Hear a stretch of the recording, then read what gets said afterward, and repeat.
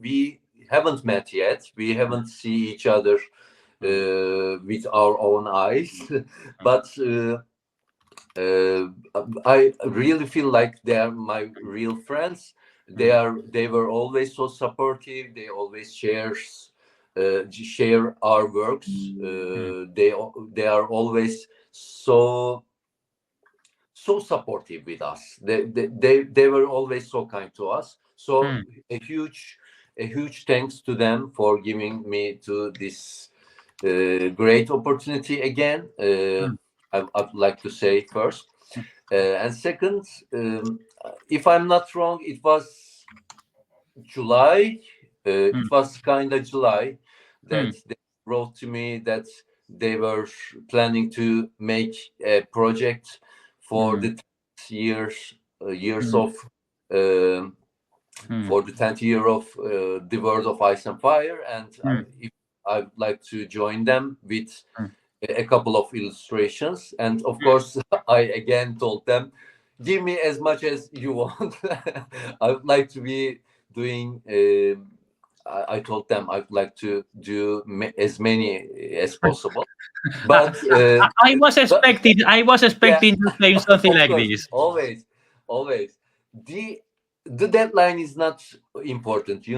I can work for 6 months, 7 months, because I'm so deeply connected with this universe, and I'm so passionate. I love this universe, and I can do how uh, I can do works as much as I can.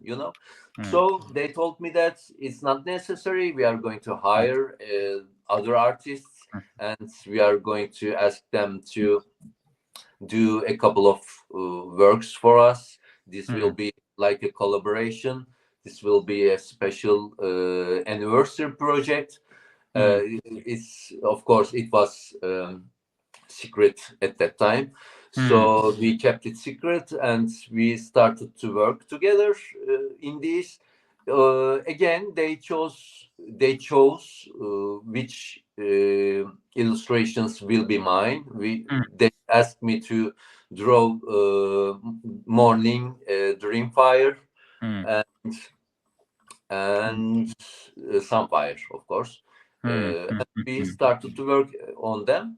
With these illustrations, I aimed again, trying to give my own interpretations, and I tried to catch what it felt like when I read the Fire and Blood, and these are the results. Oh, for example, here, No, Dreamfire is, I wanted to ask you about every single illustration because they are yeah, gold. And yeah, if they are gold, Sunfire the Golden is number one, yeah, of course. So yeah, because in the Rise of the Dragon, I remember there are 22 illustrations. I cannot ask you about the 22. So tell me about those three. For example, Sunfire. yeah, Sunfire is described as the most beautiful dragon who ever yeah, lived. yeah, I think in House of the Dragon, it was good considering it was very difficult to create a beautiful dragon in a show like that. yeah, yeah, But Joris, I think that at the same time is very beautiful, but also menacing. It doesn't yeah, see like a oh poor dragon, he will never harm me. No, no, no. This guy is dangerous. He's very beautiful, but also yeah. dangerous. So please tell me, how do you design this Yeah. crazily good Sunfire?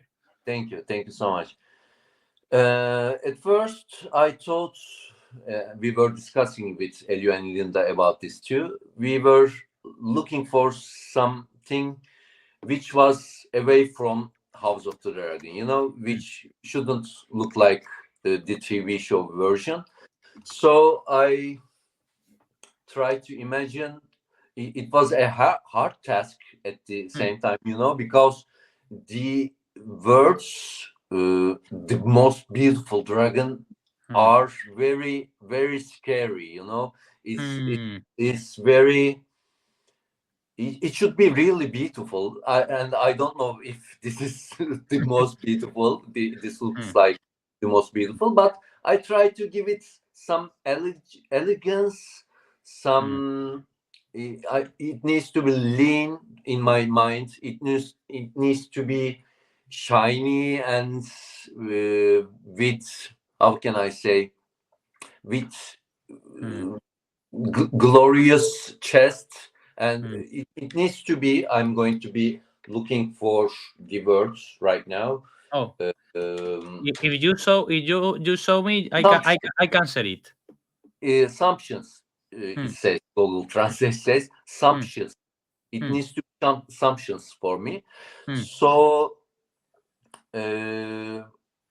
with its pink wings and golden scales, we decided it should be appear in front of some towers of Red Keep.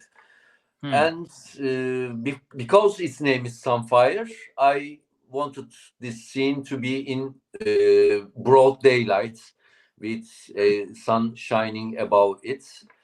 To be honest, maybe this may not be so what was in my mind at first. Maybe I would like to depict something more glittering, more shine effects on it, more glimpses of light touching its scales, but it's at the same time very a hard task to do, because the environment is in light.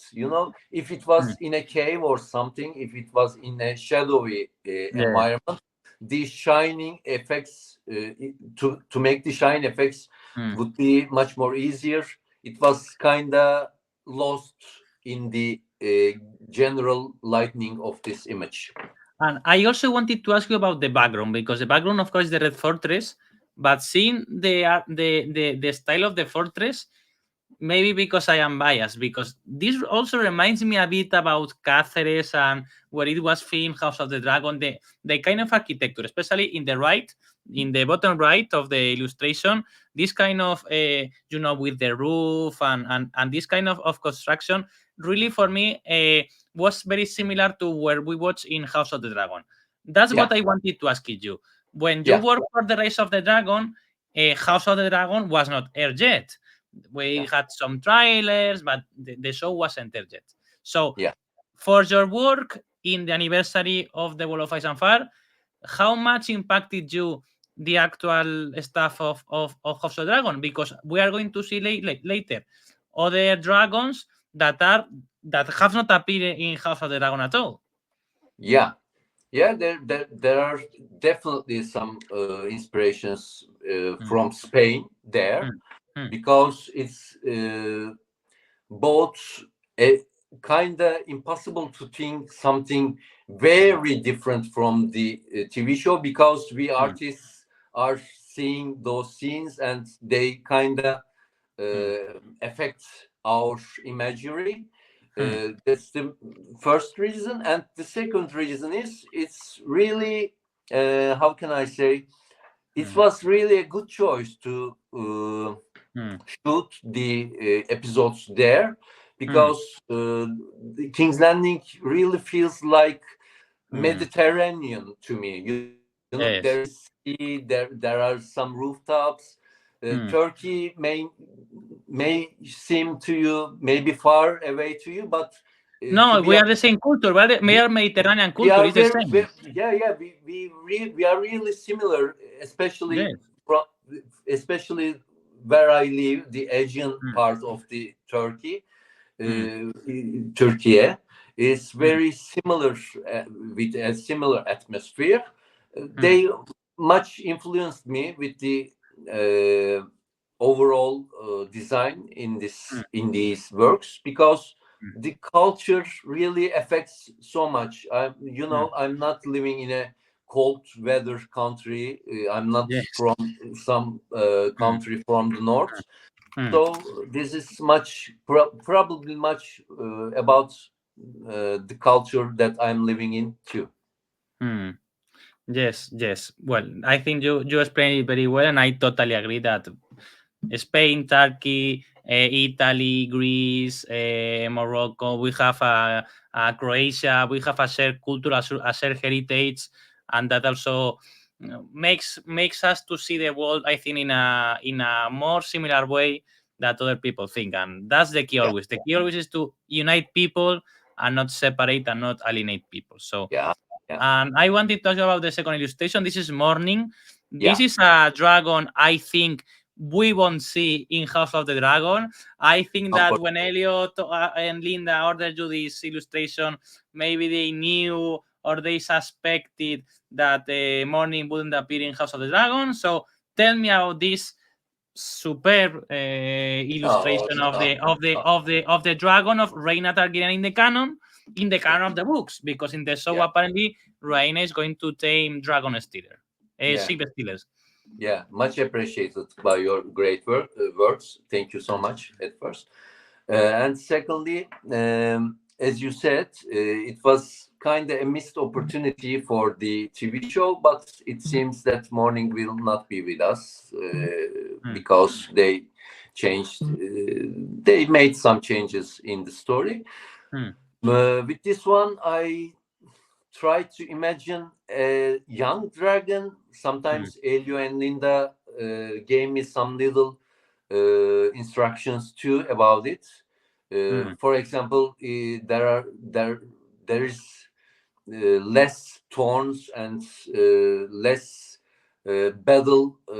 How can I say? This is not a battle-hardened dragon, and there are so many little thorns or deformations from on its wings. So it's a very young and very small dragon compared to the other ones. So I again try to depict. I came back. I try to depict a dragon as unique as it can be, because I add a headset to it different than my other dragons. I kind of try to. I would like to think that Dragon Morning, like it's a special one. It's the known. It's the last dragon that roared on sky. Before Daenerys. Exactly. So I wanted to give it a different look with. I'm going to look at the word again. Don't comb. worry. It says comb. There are two combs in under his chin, and these combs are like birds. For example, like turkeys. They have some different. I'm going to look at it. There are some meaty parts under their chin, as you know. So I'm trying to give my dragons some bird qualities. I'm highly influenced by the bats, of course, as all dragon artists are inspired by. And I wanted to add how can I say, not symmetrical again, a variational headset. So I'd like to give it a unique and different than the other dragons seen in A Song of Ice and Fire illustration. I tried to do something different, to be honest, in long story short. Look, for me, it's very different, because as you say, that part of I would say those are like barbs, okay, that things that come from below the mouth, and it's a pink dragon, okay. For me, well, you're a genius, okay, but create a pink dragon that is not ridiculous is very complicated, and this dragon is at the same time pink, maybe a clear pink, but also menacing. I wouldn't want to face that dragon. Okay, so how do you use I didn't ask you about this. How do you use the color? Because when you're an artist, the colors shows a lot. So how we know that Morning is a pink dragon? It's canon. So how do you create it a kind of pink that doesn't look ridiculous or funny or like from another type of fantasy world? Yeah, thank you. It's to be honest, a common trick, if you use vibrant and very, very lively colors, it seems more cartoonish, more pretty, etc. But if you are killing the color, if you are changing the hue of the color and the saturation of the color, then it slightly becomes to be a little more, how can I say, more lifelike, maybe, because of course there are vibrant colors in life, but not in all conditions. But I'm usually using colors with less saturation. I'm only using lively colors when the light hits, or if the illustration really needs it. So that's the main trick, to be honest. It's not about me, it's about the use of the saturation of the color. That's I can say. That's a common trick. If you make a character pale, more pale than it needs to be, then it means that the character has either have an illness or some great character. Maybe there is something conflicting with their how can I say, with their character. But if you are using a normal skin tone of someone, it definitely looks like that it's a normal and it's a common person. It has no different qualities, quote unquote. It has no different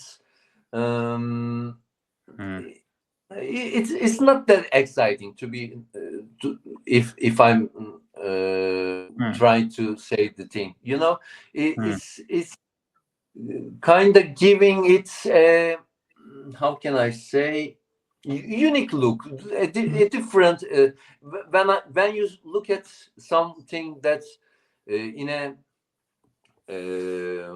paler yes, I get it. in my mind. Yes. You are immediately thinking that there is something different with that thing. There's something considerable. There's something which needs to be told or is more. It creates some curiosity with the viewer. That's all I can say. Yes, and I totally agree, and the result shows it's super. And finally, the last one, the one that I am using for the miniature of this video, and the last piece of art I want to ask you about. We have been talking for 50 minutes, and in Turkey is 1 hour later than in Spain. So tell me about this Jawel. I have to say, it's my favorite of those three. I am honest. I love Sunfire. I love Morning, but this is nuts. Okay, this is nuts because this is AirTag Altimus for me. Why? Because we have a character. We have a character that is super. That is Elena. You don't see. Maybe you don't see it very well, but if you zoom, you see that it's Elena. Okay. You see a crazy dragon, a dragon that is drinking fire. That is one of the most powerful dragons. He has been alive in the House of the Dragon era, in the Times of Dragons era, for more than 100 years. But also for me, it has the AirTag pure style of distraction, and you can see the fire. This turquoise fire, not green, not blue fire, really reminds me a lot of all your work creating all the dead people of Game of Thrones that you created, like they were like killed by the White Walkers. This blue fire, kind of blue fire, really reminds me a lot of how do the art that we saw before of all the deaths of Game of Thrones, of if they were killed or by dragon by wildfire or by ice. This is a combination of the will fire and ice.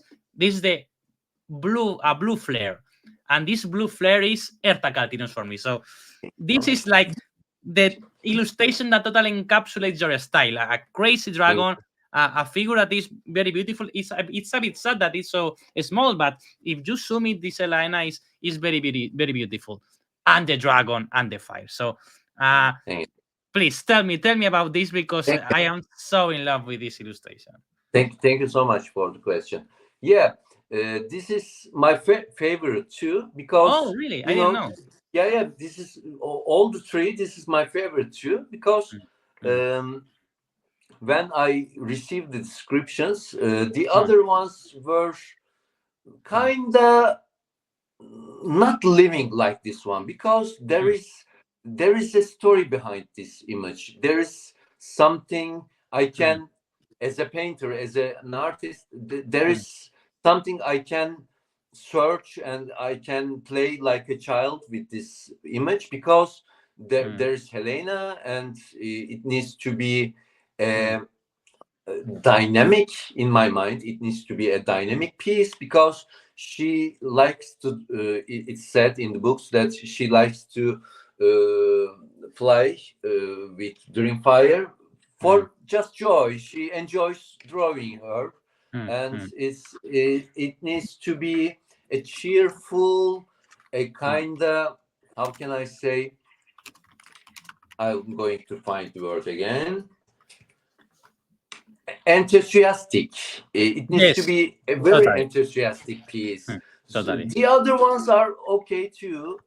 Morning and Sunfire, depicting them was very exciting for me, but not like this, because they are just posing. You know, they are just showing themselves, like with their wings and with their glory, etc., etc. How can you name it?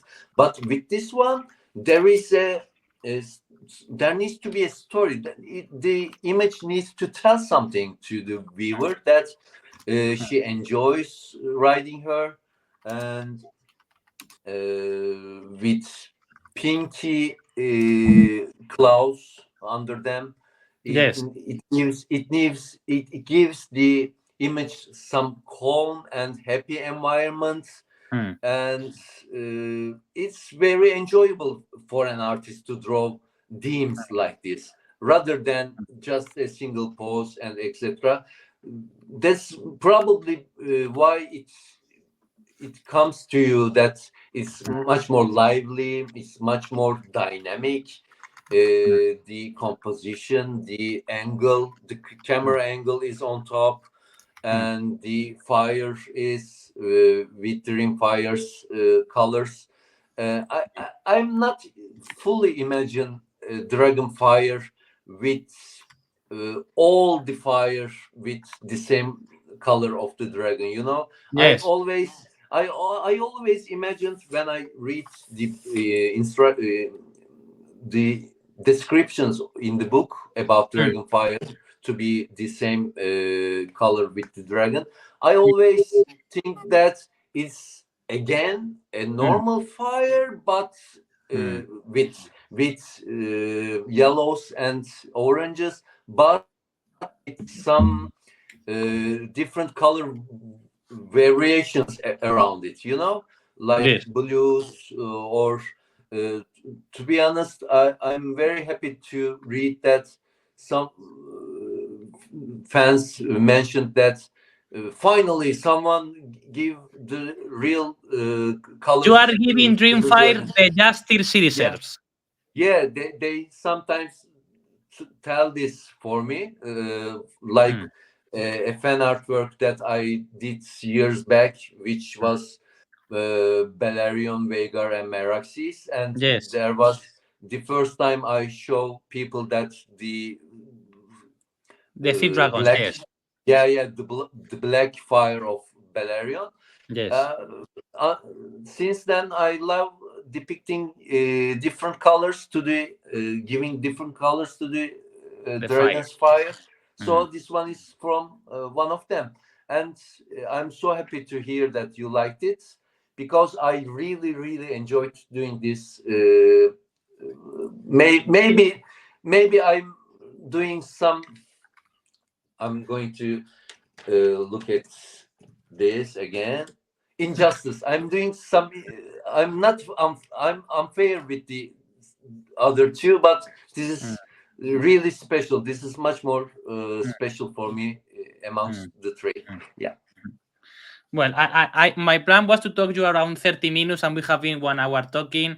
I would like to talk to you about IA, artificial intelligence, and how it's hurting your artists, but maybe it's not now the time. I think we all agree that this has to be regulated.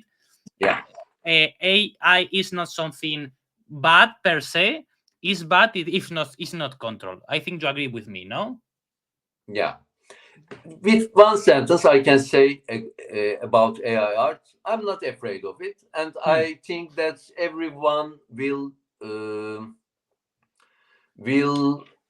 get used to live with it, get used to sometimes work with it, use it, and I'm all okay with AI art because everything is changing. The whole art journey changed in the world and through the history. So this is something new, and I'm not so feeling bad about AI art. Of course, we need to be careful at first, but I'm not the ones who thinks that AI is going to kill every jobs on earth, every how can I say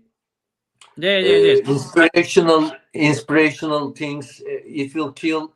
It will take our jobs. People are thinking that. I'm not thinking like that. But it has to be regulated, because without it we can have problems that what we are having in Spain. I think you heard any piece of news about an art about Tolkien that was all the illustrations made by AI. I understand that maybe a small publisher company cannot hire an artist. Okay, maybe you can hire an artist that is not so top as Serta Kaltinos. You can hire a younger artist that is starting, that has lower fees, and you can pay them instead of recurring to art. I know that people like you, people like Arantxa, like Joshua, like Fram, like Thomas Hijo, I'm going to talk with him, like the great artists are not threatened by art because you already have a career and people want your art. But the AI may be dangerous for young people that is starting, and companies will prefer to save money choosing someone to do the prompt online that to actually pay a young artist that is starting. So that is why I think you cannot forbid it, you cannot destroy it, you cannot put walls to the sea, but you have please to control, to regulate it. That's the only thing I'm asking. But I didn't want to do this like a very long discussion. The last thing, Ertak, what is your next project? What do you want to do next? What is your plans for the future in illustration, if you can share with us? Yeah, I'm always enjoying drawing covers for fantasy authors, different writers. And of course, I'm always going to look for new job opportunities from different book series. But to be honest, if you are asking me that what's your dream next, it may be a dream, but I'd like to do some work for the television or some other platforms like Netflix or HBO or how can I say Disney, maybe, who knows, maybe something for Middle Earth, for Star Wars. Why wouldn't it be in my portfolio? You know, it would reach the variation of my works. So I really love to work for other brands or for other platforms. So this is like a dream for now, but it's not impossible. Who can tell me that maybe like 10 years ago that I'm going to draw the new cover artwork of the latest book of George R.R. Martin? You know, who could tell me that? So nothing is impossible, but I'm going to try to maintain my general flow with working with writers We about. want this. We want this. We want this. We all of us. We want this. Yes, It's true. I It's want true. this too. Yeah, I want this book so bad, and it would be a blast for me to.